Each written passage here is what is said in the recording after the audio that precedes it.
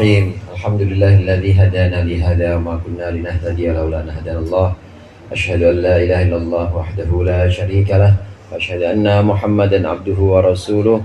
Allahumma shalli ala sayyidina Muhammadin abdika wa nabiyyika wa rasulika nabiyil ummi wa ala alihi wa sahbihi wa sallim taslima bi qadri 'azamati dzatika fi kulli waqtin wa hin. Amma ba'du. Sama-sama kita hormati Abi Haji Nasruddin beserta keluarga besar, para ustadz, para hujjah dan seluruh jamaah Majelis Ta'lim Hifdzul Amal yang dimuliakan oleh Allah.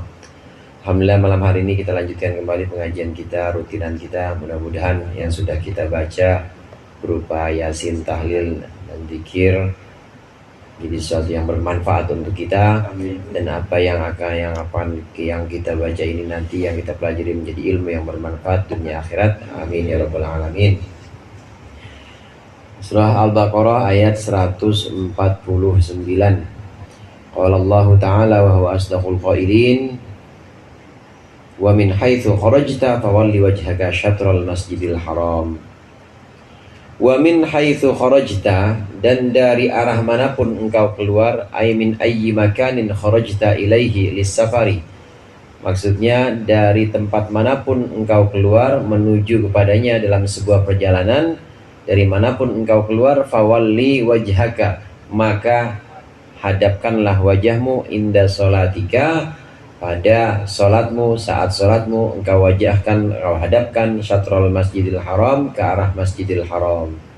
Wa innahu, dan sesungguhnya aihadal amro, sesungguhnya perkara ini, perkara pindah kiblat dari Baitul Maqdis, dari Sokhrah di Baitul Maqdis kepada Ka'bah, perkara ini lal haqqu, benar-benar suatu yang hak, ayyathabitul muwafiqul hikmati, yaitu suatu yang sifatnya tetap dan juga cocok atau sesuai dengan hikmah, dengan apa yang Allah ajarkan. Min rabbika, dari Tuhanmu. Wa mallahu bighafilin amma ta'malun, dan tidaklah Allah itu bighafilin, lalai. Allah tidak pernah lalai, amma ta'malun, dari apa yang kalian perbuat. Allah tidak pernah lalai dari apa yang kalian perbuat. Qara'ahu Abu Amrin bil ya'i 'alal ghaibah. Imam Abu Amr membaca wa mallahu bighafilin amma ya'malun pakai ya. Wa huwa rajulul kufar. Kalau pakai tak tadi artinya kalian, kalau pakai ya ini mereka. Maksudnya mereka siapa? Lil kufar, yaitu orang-orang kafir. Dan Allah sekali-kali tidak pernah lalai dari apa yang mereka perbuat. Maksudnya apa yang diperbuat oleh orang-orang kafir. Apa maksudnya yang diperbuat oleh orang-orang kafir? Min inkari amril kiblati, yaitu mengingkari perkara atau perintah kiblat. Wal baquna bitta'i al khitab. Nah, sedangkan yang lain itu membaca ta'malun. Hanya Imam Abu Amr saja yang membaca dengan ya al khitab, maksudnya untuk mukhatabah yang artinya kalian. Perintah menghadap kiblat di sini ayat 149. Ini sudah diulang, udah yang kedua kalinya. Di ayat 144 itu sudah disebutkan pertama kali oleh Allah, qad nara taqalluba wajhika fis sama falanuwalliyannaka qiblatan tardaha fawallu wajhaka syatrul masjidil haram. Yang pertama ayat 144, ini kira-kira 2 bulan yang lalu. 2 bulan yang lalu kita sudah baca, itu adalah perintah pertama untuk memindah kiblat. Yang tadinya ke Baitul Maqdis, sholatnya orang-orang mukmin, Nabi Muhammad dan umat Islam, dipindah menuju Ka'bah. Yang tadinya sempat 16 bulan atau 18 bulan dalam satu riwayat, ini Allah perintahkan pindah Muhammad, pindah wahai orang-orang muslim, sholat kalian jangan madhab ke Baitul Maqdis lagi. Madhabnya ke Ka'bah, madhabnya ke Masjidil Haram lagi. Fawallu wujuhakum syatrah, maka palingkan, maka hadapkanlah wajah kalian ke arah kiblat. Ini menunjukkan tikror atau pengulangan dalam Al-Quran ini, hadirin, menunjukkan satu takkid atau penguatan. Artinya ini perintah untuk menghadap kiblat udah nggak bisa ditawar-tawar. Ini perintah untuk menghadap Ka'bah, maksud saya ini udah bukan suatu yang bisa ditawar-tawar. Jadi menghadap Ka'bah itu harga mati. NKRI harga mati kan ya. Kalau ini madhab Ka'bah harga mati. Udah nggak bisa kita sholat madhab Monas, nggak bisa. Kita sholat madhab Gansit gitu, nggak bisa. Pokoknya harga mati, yang namanya sholat itu harus menghadap Ka'bah. Ini diulang oleh Allah pertama sebagai penguatan. Yang pertama sebagai penguatan bahwa ini adalah sesuatu yang tidak bisa ditawar-tawar. Kemudian yang kedua hadirin, kita bisa ambil di sini, Allah menyebutkan wa innahu lal haqqu, dan sungguhnya perintah untuk menghadap ke Ka'bah ini adalah sebuah perintah yang memang cocok dan sesuai dengan hikmah. Apa hikmah yang dimaksud? Hikmah yang dimaksud, kita jangan bayangin Ka'bah udah kayak sekarang. Kita jangan bayangin Ka'bah udah kayak Masjidil Haram udah kayak sekarang segitu ramenya. Dulu kan Masjidil Haram di dalamnya ada Ka'bah. Ka'bah itu kan masih banyak berhala. Ini belum Fathu Makkah hadirin. Waktu itu Nabi Muhammad masih di Madinah. Masih di Madinah awal-awal hijrahnya beliau itu ya awal tahun pertama, tahun kedua. Ini masih di Madinah, sholatnya disuruh menghadap kepada Baitul Maqdis. Kemudian suruh pindah ke Ka'bah. Padahal Ka'bah waktu itu masih banyak berhalanya. Berhalanya ada 355 sesuai dengan jumlah hari. Kalau orang-orang Arab kan ngitung harinya pakai penanggalan Komariah namanya. Penanggalan Komariah itu jumlah harinya setahun 355. Kalau kita penanggalan namanya Miladiyah atau Masehi. Masehi itu Januari gajian, Februari gajian, yang gajian kan nggak ada yang gajian Muharram ya. Muharram gajian, Safar gajian kan nggak ada. Ini Januari yang dipakai buat gajian atau buat tutup buku atau buat nagih kontrakan kali biar. Bulan ini belum bayar nih. Nah itu bulannya namanya bulan Miladiyah. Bulan Miladiyah 12. Bulan Qamariyah atau Hijriyah, kalau Miladiyah itu berdasar penanggalannya peredaran bumi mengelilingi matahari, jumlahnya 365. Nah kalau penanggalan yang sifatnya Qamariyah, penanggalan bukan Syamsiah tapi Qamariyah, itu cuma 355 dalam setahun.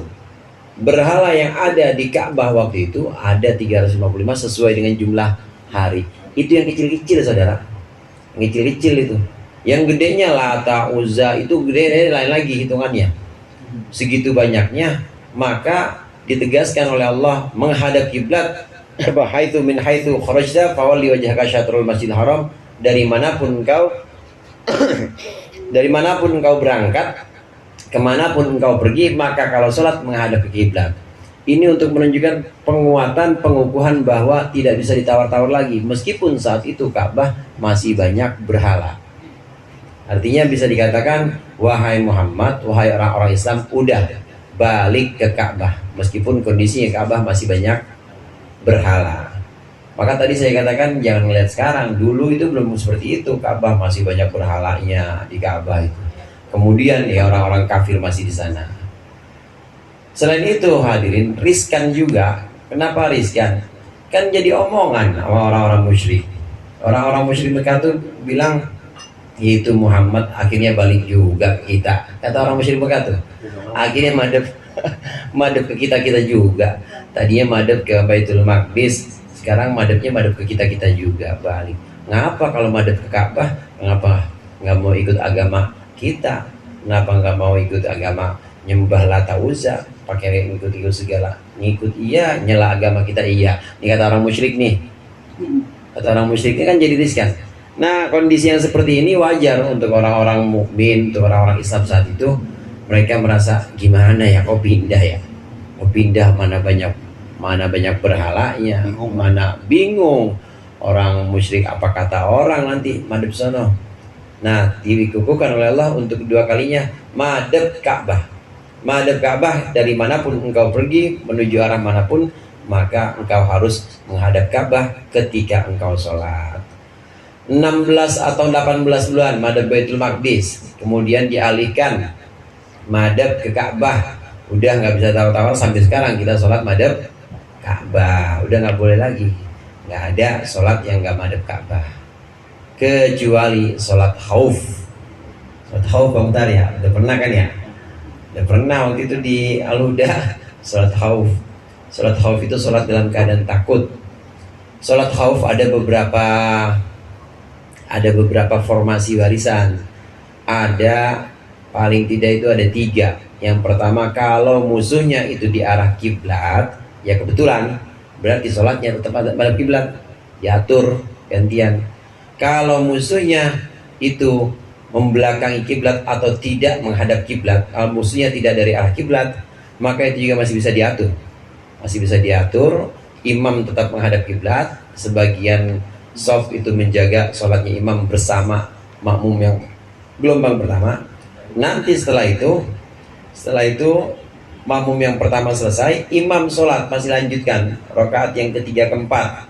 Nah, yang tadinya jaga gantian, ini sholat berikutnya. Sholat jadi tetap dalam keadaan jamaah, namanya sholat khauf, tapi tetap ada kiblat. Nah, sholat khauf yang formasi yang ketiga, ini udah perang campur, udah nggak bisa madep kiblat dah. Kemana aja boleh nggak madep kiblat. Ya orang udah ini langsung bersentuhan dengan pedang, dengan tombak, langsung udah perang campur, maka udah nggak bisa. Kalau yang tadi formasi 1-2, ini masih perang jarak jauh, panah dengan panah misalnya, atau sekarang mah pakai rudal udah ya. Iya, udah pakai peluru kendali, udah pakai roket, bisa menghadap kiblat. Kecuali sholat khauf yang formasi ketiga, yang perang campur, yang udah gak mungkin lagi menghadap kiblat, maka boleh kita sholat tidak menghadap kiblat, tidak menghadap Ka'bah. Satu lagi pengecualian hadirin, sholat sunnah dalam perjalanan. Sholat sunnah dalam perjalanan boleh kita nggak menghadap kiblat, hanya sholat sunnah. Tapi kalau sholat fardu, subuh, zuhur, asar, maghrib, isya, tetap menghadap kiblat. Orang pengen pergi ke Jombang, Jawa Timur, keretanya berarti kan ngetan ya, keretanya ngetan.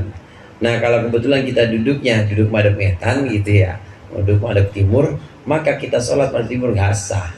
Apalagi kereta kan belok-belok, belum tentu kiblatnya atau Ka'bahnya itu nggak berubah, nggak sah kita sholat fardu di situ. Kalau sholat sunnah masih boleh, kalau sholat fardu nggak tetap nggak sah. Dan nggak bisa, saudara, nggak bisa kita sholat di kereta atau di pesawat. Mau umroh gitu ya, berangkat dari Jakarta, dari Soekarno-Hatta, nah kemudian kita mau sholat zuhur misalnya di pesawat, mentang-mentang itu arahnya ke kiblat, apa kita sholat asar, Allahu Akbar sambil duduk, nggak bisa, nggak boleh juga, karena sholat fardu itu dalam kendaraan, yang dimaksud dengan dalam kendaraan ini, kalau dia memang harus berdiri, ya harus berdiri. Dan termasuk sholatnya sholat sempurna, wudunya juga harus wudu sempurna, pakaiannya juga harus pakaian sempurna, gerakannya juga harus gerakan sempurna. Karena memang bukan kondisi orang sakit, nggak bisa duduk, harus diri dari tengah-tengah pesawat. Nggak jatuh, ngeliat ini yang pramugari, iya, bapak ngapa berdiri? Pakai sabuk pengaman, iya pakein dong. Kita pakein dong pramugari, pakein. Nggak jadi sholat. Jadi gimana? Udah jama aja. Kan kita udah diajarin jama waktunya ditarik ke waktu yang akhir, namanya jama takhir. Kalau waktunya di awal namanya jama takdim. Itu aja udah, nggak usah pakai sholat di dalam kendaraan. Kalau perjalanannya lebih dari 2 waktu, Iya. Jadi habis asar sama zuhur hilang tuh ada perjalanan. Nah, kalau terjadi seperti itu, maka sholat asar dan zuhur ini tidak bisa dijamak, hilang, jadinya apa? Qadha jadinya. Nanti yang maghrib isya, kebetulan sampai sana isya, nah maghrib masih bisa ditarik ke isya, jadinya jamak takhir. Kalau kita sholat lihurmatil waktu, nah itu solusinya yang saya pengen katakan. Sholatnya lihurmatil waktu tetap harus qadha. Lihurmatil waktu itu sholat untuk menghormati waktu, supaya kita tidak dianggap orang yang lalai. Udah tahu nih jam 12 lewat, kita terus nggak ada siap-siap, acan-acan pengen sholat, main HP aja, namanya lalai. Sampai lewat jam 4 sore, bener-bener udah jam 4 ya, kagak sholat nih saya di tadi, berarti lalai, dosa. Nah, beda sama orang yang memang sudah niat dihormatil waktu, begitu dia tidak sholat, maka nggak kena dosa. Nanti bagaimana di sana kodok? Tetap kodok. Nah, kalau saya ya, timbang lihurmatil waktu, nanti bayar juga, ya mendingan ntar aja. Iya, ntar aja. Yang penting begitu masuk waktu, saudara, begitu masuk waktu, dalam hati itu harus ada maksud atau kerentek. Ya Allah, ya, iya, ya getaran atau kerentek hati, maksud hati. Ya Allah, sholat zuhur saya ntar di waktu asar, harus ada tuh. Kalau itu nggak ada, nggak sah. Jamaah takhirnya nggak sah. Dianggap sholat zuhurnya ini sholat kodok istilahnya. Padahal sholat bisa dijamak itu kalau sholatnya semuanya sholat ada. Artinya sholat ada bukan sholat yang tertinggal karena ini utang. Sholat bisa dijamak, sholatnya bukan harus sholat yang bukan utang.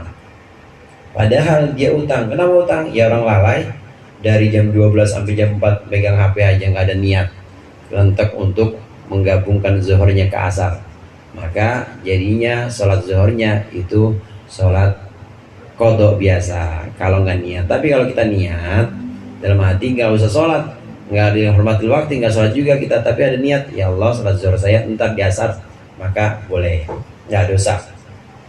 Begitu juga yang tadi Bang Tar, kalau menghabiskan 2 waktu jamaah itu, iya, maka kita harus ada lihurmatil waktu tadi, lihurmatil waktu atau ada kontak dalam hati. Lihurmatil waktu, kalau udah sampai lewat 2 waktu jamaah, maka sholatlah lihurmatil waktu. Zuhurnya lihurmatil waktu, asarnya lihurmatil waktu. Nanti sampai di tempat tujuan udah waktu isya, maka kita jamaah takhir maghrib sama isya. Habis itu sholat zuhur sama sholat asar. Iya, jadi kayak terawih itu banyak banget sholatnya. 8 rakaat itu. Lebih 8 rakaat zuhur sama asar. 8 tambah 7, 15 rakaat. Tinggal cari Bilal aja main kultum. Jadi sholat terawih.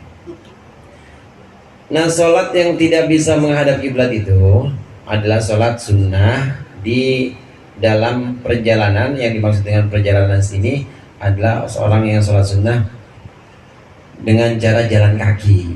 Dulu kan belum ada kendaraan, kadang-kadang musafir itu jalan kaki atau dengan kendaraan onta. Orang yang melakukan perjalanan tempo dulu seperti ini, cara-cara dulu, maka dia boleh tidak menghadap kiblat. Kapan dia tidak menghadap kiblat? Saat pokoknya dia boleh sambil berjalan dan tidak menghadap kiblat itu pada saat membaca Fatihah atau berdiri, dan pada saat tasyahud boleh nggak menghadap kiblat. Nah, yang lainnya harus menghadap kiblat. Contoh begini misalnya, kiblatnya sana ya, ada orang jalan, padahal dia mau ke arah timur, kiblatnya ke barat, Ka'bah ada di barat. Awalu wujuhakum syatrah, wajah kita harus barat. Ini niat biasa aja niat sholatnya sholat sunnah duha misalnya. Sholat duha jalan kaki ke sono, ke Mestik, atau jalan kaki ke Gandaria itu, ke Ruslani. Allahu Akbar, jalan aja dah.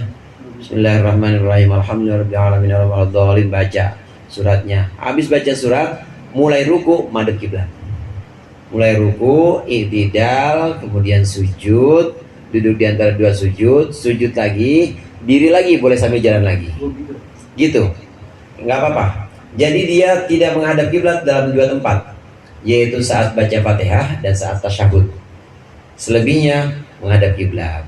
Ini pengecualian, boleh tidak menghadap kiblat dalam sholat sunnah ketika kita jalan kaki atau dalam perjalanan. Lagi jalan berarti berhenti dulu dong. Berhenti dulu. Berbalik badan ya. Berbalik badan. Kalau berhenti dulu mari mundur. Kita harus berhenti dulu waktu ruku, i'tidal sampai sujud kedua, itu berhenti dulu, hadap ke kiblat di situ. Selebihnya tasyahud, baca Fatihah itu boleh sambil jalan. Besok Jumat dipraktekin Bang Din. Bos jadah. Oh, ini orang ngaji di mana nih? Ngaji makanya. Kalau udah ngomel menggunin. Udah berjalan. Boleh sholat duha atau sholat ya apa yang selain duha. Duha kan bisa sampai 8 rakaat kan, lumayan tuh jalan sampai mestik sampai 8 rakaat ya. Bawa sejadah aja, yang penting waktu selain baca Fatihah dan tasyahud itu harus madhab kiblat. Yang lain ya sambil jalan nggak apa-apa. Kalau enggak ngerti,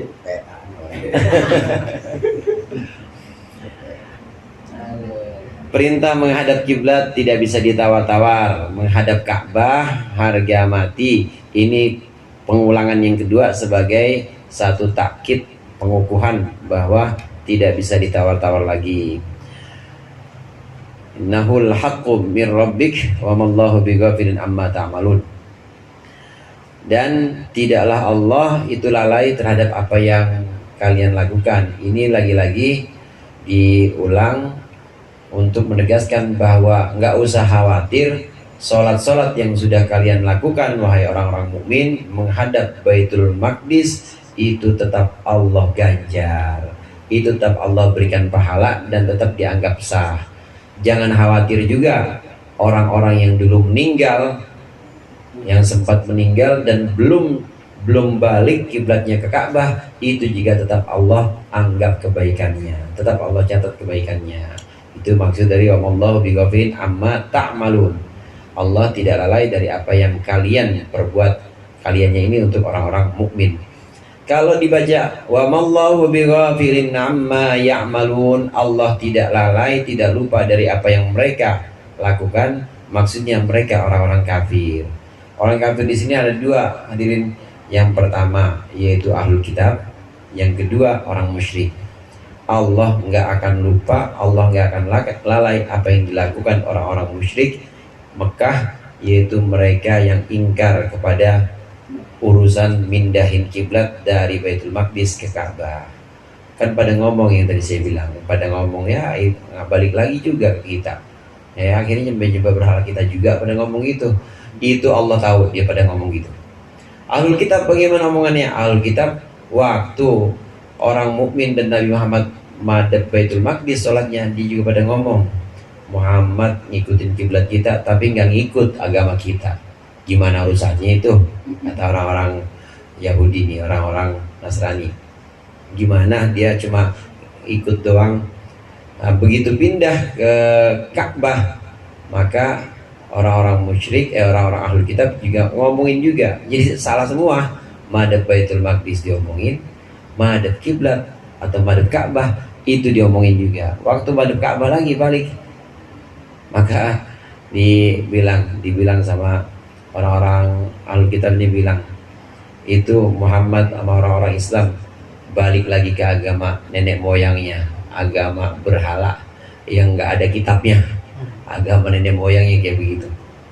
Padahal tahu tuh ahlul kitab, padahal tahu bahwa di Taurat itu sudah disebutkan Nabi penutup, Nabi penyempurna semua ajaran dari Taurat, ajaran dari Injil disempurnakan, itu nanti akan punya dua kiblat, disebutin itu. Tapi tetap aja orang-orang Yahudi, orang-orang yang mengerti agamanya, yaitu pemuka agama Yahudi, tetap menutupi itu. Yang namanya udah keki, yang namanya udah dengki ya begitu. Diomongin serba salah jadinya. Penguatan ini yang pertama, kedua disebutkan di ayat 149, 144 disebutkan, 149 disebutkan, dan nanti di ayat 150 disebutkan juga. Wa min haitsu kharajta fawalli wajhaka syatral masjidil haram wallahu a'lam bissawab.